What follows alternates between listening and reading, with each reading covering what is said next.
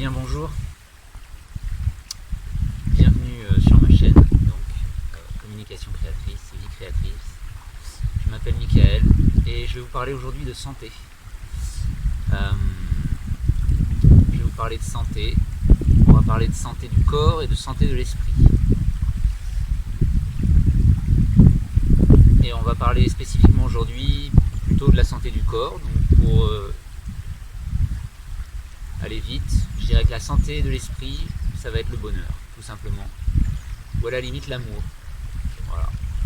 Pour aller vite, on va définir le bonheur et l'amour comme la santé de l'esprit.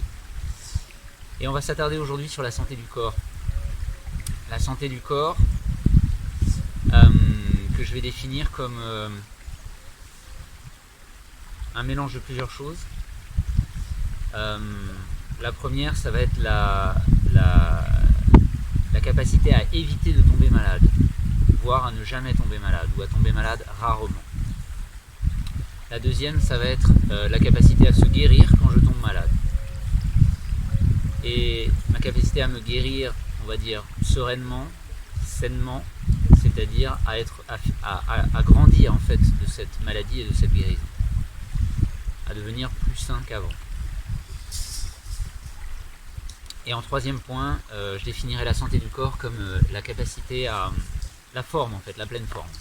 C'est-à-dire être capable de faire à peu près ce que je veux avec mon corps, de pouvoir répondre à n'importe quelle sollicitation, de pouvoir travailler, de pouvoir faire des performances sportives, pouvoir jouer, grimper dans des arbres, je ne sais pas. Pouvoir accomplir mes passions, pouvoir faire ce que je veux avec mon corps, pouvoir maîtriser mon corps.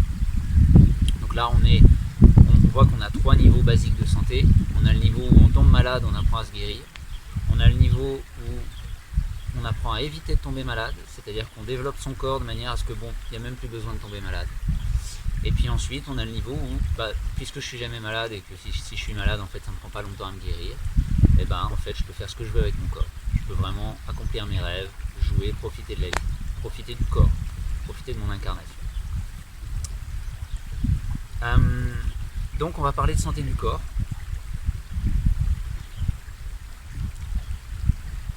Il y a plusieurs grands domaines qui chacun nécessitent des conseils particuliers, une étude particulière. Il y a plusieurs grands domaines, donc on a le premier, le plus important en fait pour la santé, c'est l'alimentation. C'était Hippocrate qui disait que l'alimentation soit ton premier médicament et que ton médicament soit ton alimentation. Donc l'alimentation, je suis ce que je mange, je deviens ce que je mange. Donc il va y avoir tout un effort à faire sur l'alimentation. Choisir des produits sains, peut-être les cultiver soi-même, choisir des produits qui ont reçu de l'amour aussi peut-être, choisir des produits qui ont été peut-être biologiques ou cultivés sans produits, même s'ils n'ont pas le label.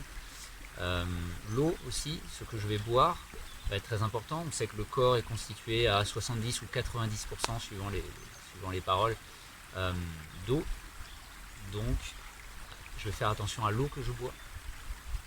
Donc il y a cet aspect alimentation qui va faire que je vais pouvoir me guérir par ce qu'on appelle les alicaments peut-être, ou les plantes médicinales, ou n'importe quelle solution que je choisirai. Et puis je vais pouvoir fortifier mon corps en lui apportant tous les nutriments dont il a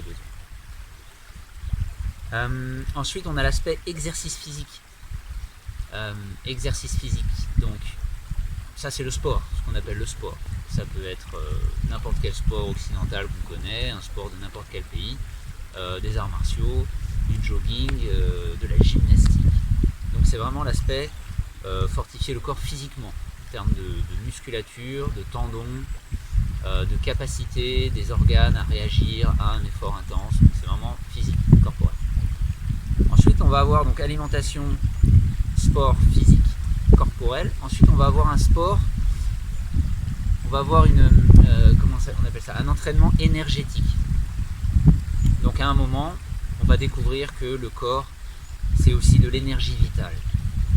et on va apprendre que cette énergie vitale, on peut l'appeler aussi en termes scientifiques occidentaux, on pourrait dire c'est du champ électromagnétique vivant. Du champ électromagnétique vivant, c'est-à-dire que notre corps dégage, émet et reçoit un champ électromagnétique qu'il échange avec la Terre, avec les autres êtres vivants. Et chaque organe émet sur une certaine fréquence, différente les uns des autres. Et donc l'ensemble est, chaque organe a ses propres cycles, chaque corps a ses propres cycles, chaque être vivant a ses propres cycles électromagnétiques. Donc électrique, c'est ce qui repousse, magnétique, c'est ce qui attire. Donc mon corps dégage en permanence un champ électromagnétique qui est vivant, c'est-à-dire il est toujours neuf, toujours nouveau, toujours créatif, toujours différent. C'est vivant, ça ne peut pas être prévu. Donc, chez les Chinois, chez les Indiens, et puis aussi peut-être chez les druides et peut-être dans d'autres traditions, on a une tradition d'exercice physique qui servent certes à travailler un peu les tendons, les muscles et tout ça, mais qui servent surtout à apprendre à maîtriser son champ électromagnétique personnel et l'interaction avec les autres champs électromagnétiques. Donc ça, on appelle ça le Qigong en Chine, on appelle ça le yoga en Inde. Je sais que les Celtes avaient aussi une pratique énergétique. Chez les Indiens, on va être sur la tenségrité de Carlos Castaneda. Est-ce qu'il y en a d'autres? Il y en a certainement d'autres. En Sibérie, on va être sur le Tsigra, qui est un Qigong sibérien, chamanique. Je suis sûr que si on demande aux Africains, ils ont des secrets à ce propos-là, à ces sujets-là. Moi, je ne les connais pas. Donc voilà, on a cet aspect alimentation, sport physique, sport énergétique, entraînement énergétique. Développer un champ électromagnétique fort qui permet de repousser ce que je ne veux pas et d'attirer ce que je veux, en termes de santé. Et ensuite, on va avoir un aspect émotionnel, c'est-à-dire qu'il va y avoir un entraînement émotionnel à faire. On va finir par se rendre compte au bout d'un moment que les maladies ont souvent, pour ne pas dire toujours, moi je pense au final c'est toujours en fait, les maladies ont un aspect psychosomatique, c'est-à-dire que les maladies sont dues, on ne peut pas le réduire à ça, mais les maladies ont un aspect psychosomatique, c'est-à-dire psychologique, et psychologique ça veut dire émotionnel. C'est-à-dire que j'ai des émotions qui sont dans le corps.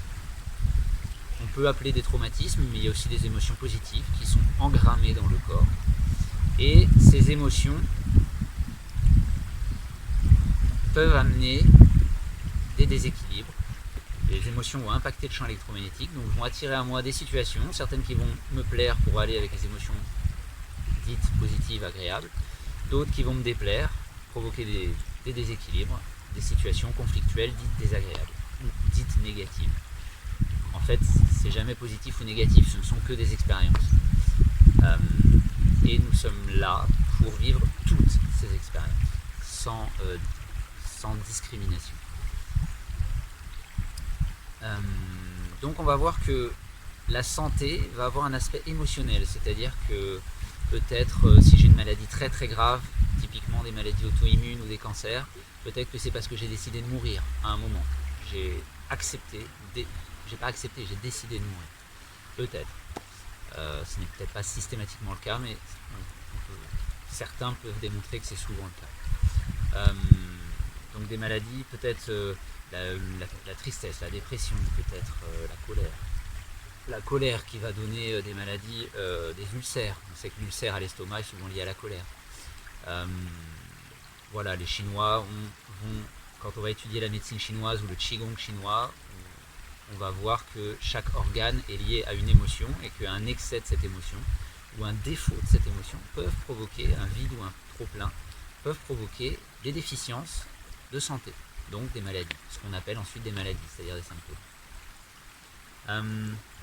Donc on va avoir cet aspect émotionnel qu'on va être amené à traiter au bout d'un moment, donc on va le traiter vraiment couche par couche, hein, si vous êtes très pragmatique, comme moi, on commence à l'alimentation, l'exercice physique. Déjà, avec ces deux choses-là, on va avoir un net progrès dans sa santé, c'est obligé, c'est une nécessité. Ensuite, si on veut aller plus loin, on va s'intéresser aux exercices énergétiques et développer une connaissance de son flot énergétique et des interactions avec les autres flux énergétiques.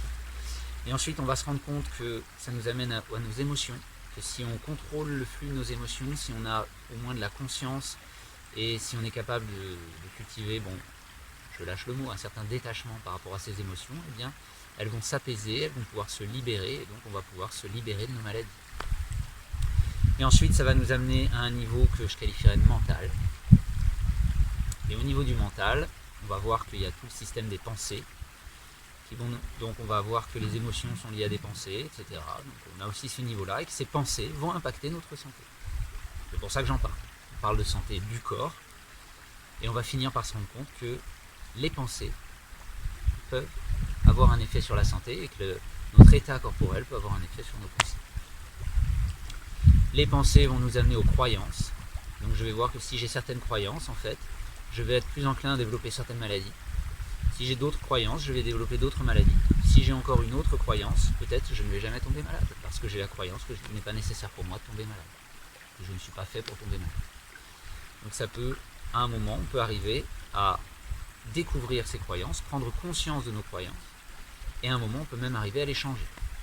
Modifier les croyances pour que nos croyances nous servent, en l'occurrence de l'objectif d'aujourd'hui, servent ma santé.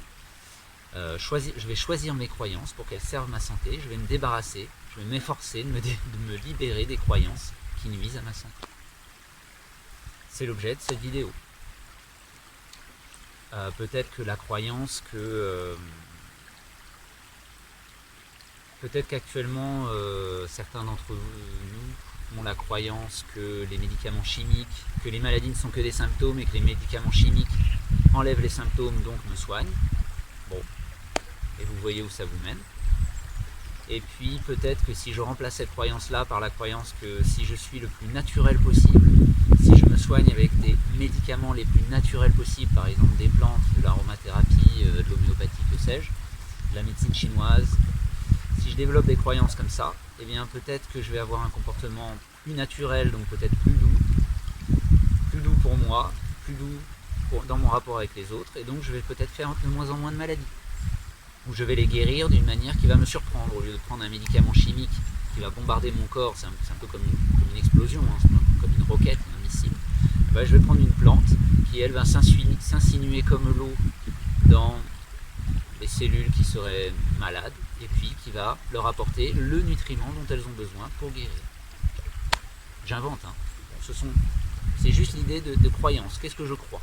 Qu'est-ce que je crois et qu'est-ce que ça va impacter sur le fait que je tombe malade et sur le fait que je me guérisse? Ou qu'est-ce que ça va impacter sur le fait que je ne tombe plus malade? On peut atteindre ce niveau-là. Donc vous voyez le cheminement, hein, très simple, on part de l'alimentation. Je suis ce que je mange. Qu'est-ce que je mange? Qu'est-ce que je décide d'être? Qu'est-ce que je décide de manger? On part d'alimentation et ensuite on va parler des nourritures, c'est-à-dire les nourritures, c'est qu'est-ce que je mange, mais aussi de quoi je me nourris en termes émotionnels, de quoi je me nourris en termes d'environnement. Vous voyez qu'ici on est dans un environnement qui est relativement préservé, quoique domestiqué par l'homme. Quelle harmonie est possible? Est-ce que je vis dans un environnement harmonieux pour moi? Voilà. Si j'aime la ville, eh bien vivre en ville, c'est ce qui est harmonieux pour moi. Est-ce que c'est le cas? Est-ce que c'est vraiment harmonieux pour moi de vivre en ville? Donc je vais me nourrir aussi de l'environnement, je vais me nourrir des émotions que je projette et des émotions que je reçois. Si je vis avec quelqu'un qui est tout le temps colérique, peut-être que ça va impacter ma santé, ça va impacter mon humeur déjà. Si moi-même je suis tout le temps en colère, ou si je suis tout le temps triste, ou si j'ai tout le temps peur, eh bien quelle maladie je vais développer avec ça? Voilà, les nourritures et les pensées. Qu'est-ce que je me dis? Qu'est-ce qu'on me dit? Qu'est-ce que j'entends dans mon entourage? L'association aussi est importante. Et en quoi ça m'impacte. Voilà, donc ça c'est une vidéo, on va dire, de présentation sur la santé.